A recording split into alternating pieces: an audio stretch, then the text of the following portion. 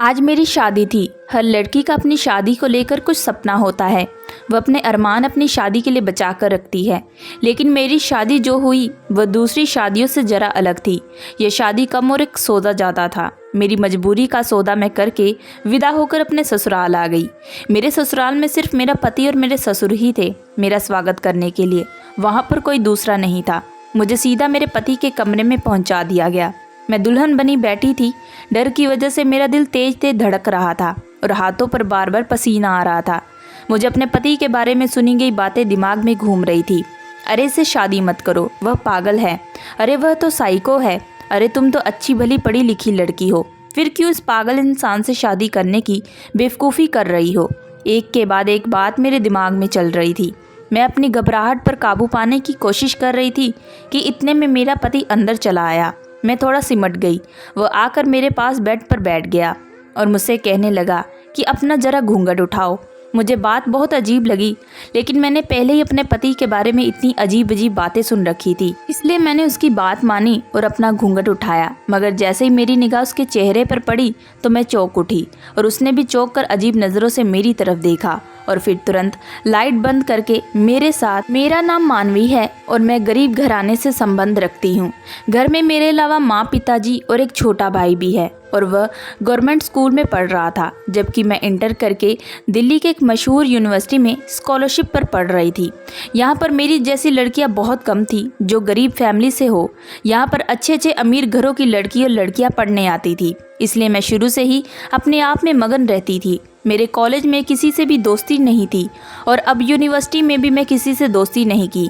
लेकिन उन्हीं दिनों में जयपुर से एक लड़का राहुल माइग्रेट होकर हमारे डिपार्टमेंट में आया। उसके आते ही पूरे डिपार्टमेंट में उसकी चर्चा होने लगी। वो बहुत हैंडसम था और हर लड़कियों से बात करने की तमन्ना रखती थी। मैंने भी जब पहली बार उसे देखा कि कहा तो अपना दिल दे बैठी, लेकिन मैं फीलिंग्स को दबा कर रखी थी और कहीं भी किसी पर जाहिर नहीं होने दिया। क्लास में जब उसने ग्रुप बने तो राहुल मेरे ग्रुप में शामिल हो गया। अक्सर ये होने लगा कि हमारी बातचीत पढ़ाई के सिलसिले में होने लगी। कभी कभार राहुल मेरे नोटिस भी बना देता, बहुत तरह से पढ़ाई में मेरी मदद करता, इसमें असाइनमेंट में मेरे साथ मेरी मदद करता, जबकि किसी और लड़की से वह बात भी ना करता। कुछ लड़कियां तो मुझसे कहने लगी कि राहुल तुम्हें पसंद करता है, लेकिन मैं उनकी बात एक कान से सुनकर दूसरे कान से निकाल देती, क्योंकि मुझे अपनी औकात का पता था। बेशक मैं बहुत खूबसूरत थी, लेकिन मेरा स्टेटस राहुल के स्टेटस के साथ मैच नहीं करता था और वह कोई पागल था जो इतनी अच्छी लड़कियों को छोड़कर मुझे पसंद करता। मुल्क की हाई प्रोफाइल फैमिली से वह ताल्लुक़ रखता था। यूनिवर्सिटी का पहला वक्त कैसे गुजर गया कुछ खबर ना हुई। मैंने कभी राहुल से अपने प्यार का इजहार ना किया और ना ही कभी राहुल ने मुझे कोई फालतू बात की। आज हमारा यूनिवर्सिटी में आखिरी दिन था, लेकिन आज राहुल नहीं आया था। मेरे दिल को अजीब सी बेचैनी लगी हुई थी। मैंने बहुत इंतज़ार किया। मैं एक आखिरी बार उसको देख लेना चाहती थी, लेकिन ना जाने वह क्यों नहीं आया। हमने तो कभी एक दूसरे को अपना फ़ोन नंबर भी नहीं दिया था, कभी इसकी ज़रूरत ही नहीं पड़ी थी, और आज आखिरी दिन भी वह आ ना सका। कुछ दिन तो यूनिवर्सिटी के थकान उतारने में ही गुजर गया, लेकिन फिर यूनिवर्सिटी छोड़ने के कुछ समय बाद ज़िंदगी ने ऐसा पलटा कि मैं दंग रह गई। पिताजी को अचानक काम के दौरान हार्ट अटैक आ गया और वह कई दिनों अस्पताल में दाखिल रहे। काम तो बंद हुआ ही था, साथ साथ टेस्ट के दौरान पता चला कि पिताजी को दिल की मेजर सर्जरी करवानी पड़ेगी। हमारी इतनी हैसियत नहीं थी कि इतना महंगा इलाज अफोर्ड कर सके। आमतौर पर सरकारी अस्पताल से इलाज करवा के पिताजी को घर ले आए गए, लेकिन डॉक्टर ने सख्ती से उन्हें आराम करने को कहा।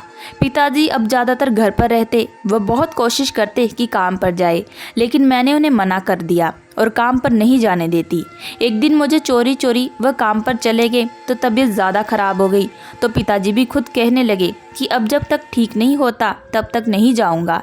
लेकिन फिर ऐसा कब तक चलता। घर में मौजूद जितना भी राशन था वह ख़त्म होने लगा। जितनी जमा पूंजी थी वह भी थोड़ी थोड़ी करके लगने लगी। हमने घर भी बदल लिया, एक कम किराए पर छोटा घर ले लिया। हमारा चित्र देखकर मैं खुद परेशान हो जाती। भाई तो बहुत छोटा था, इसलिए सवाल ही नहीं होता कि वह काम करेगा तो मुझे ही बाहर काम के लिए निकलना पड़ेगा। तो पिताजी ही सब्जी की रेडी निकाल के घर के बाहर लगा ली। प्रतिदिन सुबह मम्मी के साथ जाकर मंडी से ताज़ा सब्जी ले आई और वह घर के बाहर रख कर बेच देते, लेकिन इससे इतने पैसे नहीं बचते कि हमारे घर के खर्चे पूरे हो जाते। लेकिन पिताजी के इलाज के लिए पैसे कहाँ से आते, इसलिए मैंने एक फ़ैसला किया और माँ को इस बारे में बताया और मैंने पिताजी से इजाज़त ले ली। इजाज़त देते हुए पिताजी का दिल भी बहुत भारी हो रहा था, क्योंकि उन्होंने मेरे लिए कुछ और सपने देखे थे और अब एकदम हालात के पलटी की वजह से वह सब अधूरे रह गए। पिताजी की परमिशन मिलते ही मैं अगले दिन अलग अलग जगह पर नौकरी के लिए अप्लाई करना शुरू कर दिया। अखबार मंगवाया, उसमें नौकरियां के ऐड देकर बहुत जगह पर अप्लाई किया, लेकिन पूरा 1 महीना मैं नौकरी के लिए अप्लाई करती रही और मुझे कहीं भी नौकरी नहीं मिली। इंटरव्यू के लिए कॉल आई, मैं इंटरव्यू देने जाती, लेकिन ऐसा लगता था जैसे वहाँ पर पहले से ही नौकरी के लिए सिलेक्शन हो गया हो और ये इंटरव्यू बस एक फॉर्मेलिटी हो। लेकिन फिर इन्हीं दिनों में एक जगह पर नौकरी लग गई। सैलरी बहुत ज़्यादा नहीं थी। मुझे ज्वाइन किए हुए कुछ ही दिन गुजरे थे कि एक दिन बॉस ने मुझे अपने कमरे में बुलाया और कहने लगे, मिस मानवी, जितना अच्छा आप काम करते हैं उसके हिसाब से आपकी सैलरी और पोस्ट कुछ कम नहीं है। बॉस ने मुझे सवाल किया तो मैं थोड़ा हड़बड़ा गई कि हाँ बोलूँ या ना, लेकिन फिर हिम्मत जमा करते हुए मैंने हाँ कह दिया और वह कुछ देर मुझे गहरी नज़रों से देखते रहे। मुझे उलझन होने लगी, लेकिन फिर वह कहने लगे, आपकी सैलरी और पोस्ट बढ़ सकती है, लेकिन अगर आप मुझे खुश करें। जब बॉस ने मुझे ऐसा कहा तो मैं उलझन भरी नज़रों से उनकी तरफ देखने लगी और पूछा, कैसे बढ़ सकती है? तो वह कमीनी हंसी हंसते हुए कहने लगे, मिस मानवी, अब आप समझदार हैं, समझ सकती हैं, इसके लिए आपको बस मुझे खुश करना होगा। बॉस की बात सुनकर मेरे तो तन बदन में आग लग गई। एकदम खड़ी हो गई और कहने लगी कि तुम जैसे कमीनों की वजह से ही लड़कियां घरों से निकलने को डरती हैं। मैं लानत भेजती हूँ तुम पर और तुम्हारे काम पर। और यह कहकर मैं ऑफिस से बाहर आ गई। फिर मैं कितनी देर तक सड़क के किनारे चलती रही, लेकिन आखिर कब तक, घर तो जाना ही था ना। घर पहुंचकर माँ ने मेरा परेशान सा चेहरा देखा तो वह पूछने लगी, क्या हुआ मानवी, तुम इतनी परेशान क्यों हो?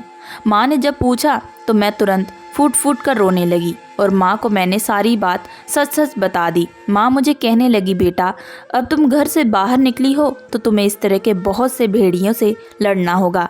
ऐसे बहुत से दरिंदे तुम्हारे रास्ते में आएंगे, लेकिन तुम्हें हिम्मत से काम लेना होगा। जल्दी मुझे MK एंटरप्राइज में नौकरी मिल गई। यह नौकरी मुझे पहले वाली नौकरी से काफ़ी अच्छी थी। मुझे काफ़ी आसानी हो गई। यहाँ पर काम करते हुए मुझे अब 3 महीने हो गए। यहाँ का माहौल बहुत अच्छा था। मैंने आज तक सिर्फ अपनी कंपनी के हेड को ही देखा था। हालांकि ऑफिस में बॉस के बेटे की बहुत बातें होती। उसे कोई पागल कहता, कोई दीवाना कहता, कोई साइको कहता, लेकिन मैंने आज तक कभी उसे नहीं देखा। शायद वह ऑफिस आता ही नहीं था। मैं भी अपने काम में काम रखती, लेकिन फिर इन्हीं दिनों बॉस ने वर्कर्स की एक एजेंट मीटिंग बुलाई और उनकी तरफ से एक अजीब ऐलान सुनने में आया। बॉस ने कहा कि जो भी लड़की मेरे बेटे के साथ शादी करेगी और उसके साथ पूरे 24 घंटे गुजारेगी तो मैं उसे 10 लाख दूंगा। मुझे बॉस की बात अच्छी नहीं लगी।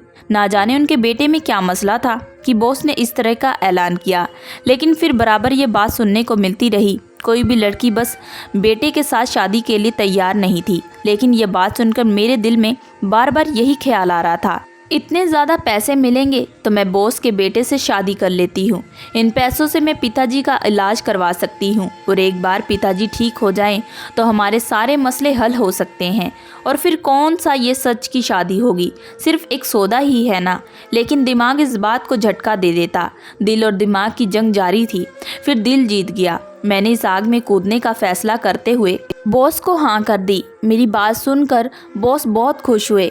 उन्होंने रविवार का दिन शादी के लिए तय कर दिया। मैंने घर आकर माँ से बात की तो माँ बात सुनते ही शौक में चली गई और पिताजी का रवैया भी माँ से अलग ना था। दोनों ने मुझे इस काम को करने से मना किया, लेकिन अब मैं तय कर चुकी थी और सबसे बड़ी बात तो मुझे इन पैसों का लालच था जिससे मैं अपने पिताजी का इलाज करवा सकती थी। लेकिन मेरे पास कोई और ऑप्शन भी तो नहीं था। माँ पिताजी 1-2 दिन नाराज़ हो गए, लेकिन फिर मुझे समझाने बैठ गए। लेकिन अब मैं समझाने की हद से निकल चुकी थी, इसलिए मैंने उनकी बात नहीं मानी और रविवार का दिन भी आ पहुंचा। सादा सा फंक्शन में हमारी शादी हो गई और मैं अभी तक अपने पति का चेहरा नहीं देखा था, लेकिन उसका नाम सुनकर मैं चौंक जरूर गई थी। लेकिन उसके नाम के तो बहुत से लोग होते हैं। अभी राहुल, वह राहुल तो बिल्कुल नहीं हो सकता। उसके आने से तो दिल धड़क जाता था, जबकि यह तो न जाने कौन सा पागल और साइको था। मैं विदा होकर ससुराल आ गई। अभी जब मैं कमरे में राहुल को देखा तो मेरी हैरत की सीमा न रही। अपनी कहानी सुनाते हुए मैंने राहुल की तरफ देखा, जो बड़ी गहरी और प्यार भरी नज़रों से मुझे ही देख रहा था। मैं शर्माती हुई आई, लेकिन फिर मैंने उससे पूछा कि तुम्हारे बारे में इतनी सारी बातें क्यों चल रही है, लोग तुम्हें पागल के नाम से क्यों जानते हैं। मेरी बात सुनकर राहुल ने गहरी सांस ली और वह कहने लगा, मैं जब जयपुर से माइग्रेट होकर दिल्ली यूनिवर्सिटी में आया तो यहाँ के डिपार्टमेंट में एंटर होते ही तुम पर मेरी नज़र पड़ी। तुम एक तरफ बेंच पर बैठी अपने कुछ नोट्स बना रही थी। इन सब मॉडल और फैशन की मारी लड़कियों जिन्होंने मेकअप करके खुद को केक पेस्ट्री बनाया हुआ था, तुम उनसे बिल्कुल अलग नज़र आ रही थी। तुम्हारा चेहरा हर तरह के मेकअप से पाक और बहुत प्यारा लग रहा था। तुमने दुपट्टा ओढ़ा हुआ था और वह सीधी सादी प्यारी सी लग रही थी। मैं कुछ पल तुम्हें देखता रहा। ऐसा नहीं था कि मेरी ज़िंदगी में पहले लड़कियां नहीं आई थी, लेकिन वह सिर्फ वक्त गुजार कर चली गई। लेकिन तुम्हें देखकर मैं पहली ही नज़र में मोहब्बत का शिकार हो गया और मैंने वहीं खड़े खड़े अपने मन में फैसला कर लिया कि मैं सिर्फ तुम्हें ही अपनी पत्नी बनाऊंगा। और ये सोच आते ही एक सुकून सारा दिल में मेरे उतर गया। मुझे तुमसे बात करना अच्छा लगने लगा। इन्हीं दिनों पापा की तरफ से मुझसे शादी का प्रेशर बढ़ने लगा। दरअसल दिल्ली से पापा ने मुझे बुलाया इसलिए था। मैंने उन्हें तुम्हारे बारे में बताया, लेकिन स्टेटस की वजह से पापा ने मुझे साफ साफ इनकार कर दिया और तुमसे मिलना भी गवारा नहीं किया। उन्होंने तुम्हारी खूबसूरती से कोई मतलब नहीं था। वह अपने ही जैसे किसी बिजनेस क्लास फैमिली से मेरा रिश्ता करना चाहते थे, जिससे वह अपने बिजनेस को चार चांद लगा सके। मैंने उस बारे में बहुत मना किया, लेकिन उन्होंने मेरी एक ना सुनी और एक जगह पर मेरा रिश्ता तय कर दिया। मैं आखिरी दिन इसलिए तुमसे मिलने यूनिवर्सिटी नहीं आया था क्योंकि मुझे पता था कि तुम मुझे पसंद करती हो, लेकिन मैं आखिरी दिन तुम्हारी उम्मीदों को तोड़ना नहीं चाहता था, इसलिए मैं यूनिवर्सिटी नहीं आया। पापा ने मेरी धूमधाम से एंगेजमेंट करवा दी। मैंने पापा की मर्जी के आगे चुप रहा, लेकिन मेरी मंगेतर अक्सर मुझे बाहर ले जाने के लिए आती, मुझे महंगे महंगे गिफ्ट देती, वह मेरे साथ वक्त गुजारना चाहती थी। लेकिन मुझे यह सब बिल्कुल अच्छा नहीं लगता। मुझे बार बार तुम्हारा ख्याल आता। और फिर एक दिन मैं यूनिवर्सिटी के क्लर्क डिपार्टमेंट में तुम्हारे घर का पता निकलवाया और तुम्हारे घर भी गया, लेकिन वहाँ से पता चला कि तुम लोग तो घर छोड़कर जा चुके हो। मैं बहुत नम हो गया था। अब इतने बड़े शहर में मैं तुम्हें कहाँ कहाँ ढूंढता। इन्हीं दिनों में इसी हालत में मेरा अपनी मंगेतर के साथ झगड़ा हो गया। वह मुझे किसी कॉन्सर्ट में लेकर जाना चाहती थी, जबकि मेरा बिल्कुल दिल नहीं जा रहा था। इसलिए मैंने उसे साफ साफ इनकार कर दिया कि मुझे बार बार तंग ना करो। उसको मेरा इनकार बहुत बुरा लगा और उसने अपने पापा से मेरे प्रस्ताव के बारे में शिकायत कर दी। उसके पापा ने मेरे पापा से बात की और घर में तूफान उठ गया। पापा ने तो पहले मुझे बहुत बुरा भला कहा और फिर पापा ने मुझे साफ साफ वार्निंग दे दी कि मुझे उस लड़की से माफ़ी मांगनी होगी और हमारे रिश्ते को भी। लेकिन मेरा ऐसा कोई इरादा नहीं था। मैंने ना तो लड़की से माफ़ी मांगी और ना ही अपने रिश्ते को ठीक किया। इसके नतीजे में हमारी मंगनी टूट गई। पापा मुझ पर बहुत गुस्सा हो गए। फिर पापा ने एक और जगह मेरा रिश्ता पक्का कर दिया और मुझे उस लड़की से मिलने जुलने के लिए बहुत कुछ समय दिया। पापा चाहते थे कि हम एक दूसरे को समझ जाएं और फिर जल्द से जल्द वह मेरी शादी पक्की कर दे। लेकिन मैं भी सिर्फ घर पर ही पड़ा रहता। मेरा दिल नहीं करता था कि मैं कहीं बाहर जाऊं। कुछ वक्त बाद पापा को भी मेरी चिंता होने लगी। वह मुझे वक्त देते, मेरे साथ खाना खाते, लेकिन मुझे अब उनके साथ नहीं चाहिए था। जब मुझे उनकी ज़रूरत थी तब तो वह बिजनेस जमाने की फ़िक्र में लगे रहते। मेरा ये रिश्ता भी ख़त्म हो गया था। मेरे पापा को साफ साफ मना कर दिया था, अभी मेरे लिए कोई रिश्ता ना देखे, ना ही मुझे भी शादी करनी है। मुझे कुछ वक्त दे। पापा भी शायद अब इस बात को समझ गए थे, इसलिए उन्होंने मुझे संभालने के लिए वक्त दिया। कुछ दिन इसी तरह गुजर गए। फिर पापा दोस्तों को कॉल करके बहाने से घर बुला लेते ताकि मैं खुश रहूं, लेकिन मैं कुछ देर उनके साथ बहल तो जाता, फिर बाद में इस हालत का शिकार हो जाता। कुछ दिन बाद बाबा मुझे कहने लगे कि तुम उस लड़की को ढूंढ लो। अगर तुम 1 महीने के अंदर उसे ढूंढने में कामयाब हो गए तो मैं तुम्हारी शादी उसी से करवा दूंगा, वरना फिर तुम्हें मेरी बात माननी होगी और फिर तुम्हें मेरी बताई हुई लड़की से शादी करनी पड़ेगी। पापा की शर्त मैंने मानकर मैं तुम्हें बहुत ढूंढा, लेकिन तुम्हारे मोहल्ले भी गया, वहाँ से तुम्हारा नया पता लिया, लेकिन उन्होंने पता दिया वह गलत था। तुम्हें ढूंढते ढूंढते एक महीना कैसे गुजर गया मुझे कुछ पता ना चला। मेरे पास तुम्हारी कोई तस्वीर भी ना थी और ना ही तुम्हारी किसी से कोई दोस्ती थी जिससे मैं तुम्हारे बारे में पूछ सकता। जैसे महीना ख़त्म हुआ पापा ने मुझे तुम्हारे बारे में पूछा और मैं हारे हुए अंदाज में पापा से कहा वह जिस भी लड़की से मेरी शादी करेंगे मैं तैयार हूँ। पापा तो जैसे खुशी से बेकाबू हो गए और अगले ही दिन उन्होंने कहा कि इस रविवार तुम्हारी शादी पक्की कर दी है, रविवार को तैयार रहना। मैंने उनसे लड़की के बारे में ना ही पूछा क्योंकि अगर तुम नहीं हुई तो कोई भी हो क्या फ़र्क पड़ता है। रविवार के तहत पर मैं तैयार हो गया। शादी के दौरान तुम्हारा नाम सुनकर मैं चौंक जरूर गया था, मगर मानवी नाम की लड़कियां ना जाने कितनी होंगी इस दुनिया में, मैं ये सोच कर रह गया और फिर तुम्हें अपने कमरे में देखकर हैरान हो गया। शायद भगवान ने हमारा मिलना लिखा ही था और इसी बीच हमारा नसीब भी जुड़ना था और देख लो आज हम एक हो गए। राहुल ने कहते हुए अपना हाथ आगे किया तो मैं भी उसके हाथ पर अपना हाथ रख दिया। अगले दिन सुबह मैं और राहुल बहुत खुश और अपने कमरे से बाहर निकले और जाकर पापा से मिले। पापा हम दोनों को एक साथ खुश देखकर बहुत हैरान हुए और फिर हम दोनों ने एक साथ गले लगा लिया। उनकी आंखें भी राहुल की इस हालत की वजह से बहुत ज़्यादा परेशानी में थी और अब उसे खुश देखकर उन्हें अच्छा लगा। हम सब मिलकर नाश्ता करने लगे। राहुल मुझे थोड़ी थोड़ी देर बाद हर चीज़ उठाकर मुझे दे रहे थे। मुझे बहुत अच्छा लग रहा था और पापा हैरानी से राहुल को देख रहे थे। सिर्फ मैं और राहुल की सच्चाई जानते थे। उन्होंने पापा को इस बारे में कुछ नहीं बताया। मैंने और राहुल ने एक दूसरे से वादा किया था कि यह बात हम कभी भी किसी को दूसरे को नहीं बताएंगे कि हम एक दूसरे को पसंद करते थे और मैं ही वह लड़की हूँ जिससे राहुल शादी करना चाहता था।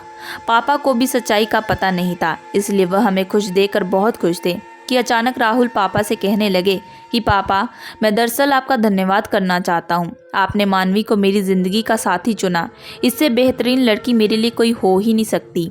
राहुल ये कहते हुए उठकर पापा के गले लग गए। पापा की आंखें भी भीग गई। वह कितनी देर राहुल को अपने सीने से लगाए खड़े रहे। दोस्तों मैं आशा करती हूँ कि आप लोगों को ये कहानी पसंद आई होगी। अगर आप लोगों को ये कहानी पसंद आई है तो प्लीज़ हमारे चैनल को लाइक एंड सब्सक्राइब जरूर करिएगा एंड बेल आइकन का बटन जरूर दबाइएगा।